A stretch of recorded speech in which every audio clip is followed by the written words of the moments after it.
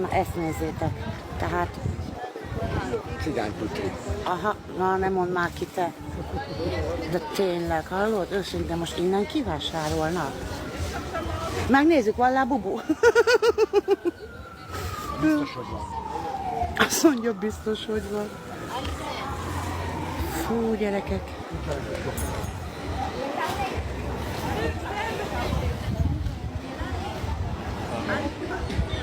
Csak meg kéne hoztam.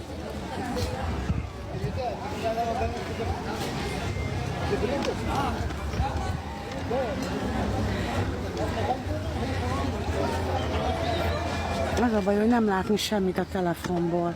Semmit látok. Látom, senkinek vagyok. Akkor bezárok, mikor inkább csinálok videót, hallod?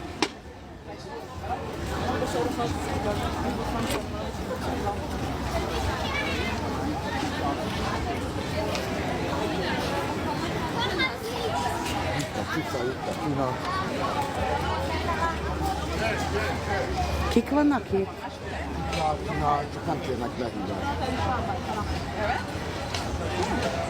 Ezek nagyon szépek, csak nagyon drágán adják. Itt akartak egyébként minket átvágni, hogy a gramafonnal, mert kurvára de nem működik. Na mindegy, aki nem ért hozzá, az meg is venni. Tehát, mert ugye minden gramafon ugye másféle lemezeket játszik le.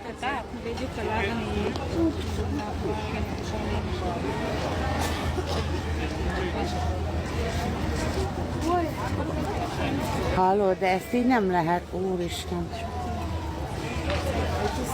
El akarja adni ezt a telefont régiségnek, és ez egy felújított, modern változat, kurvára, de nem régiség. Na mindegy, nagyon meleg van. Menjünk már oda, ahova szoktam, mert... mindegy. Na jó, de csúnya. Menjünk ahhoz az öreghez, mert ott nálam már mindig jó cuccok vannak.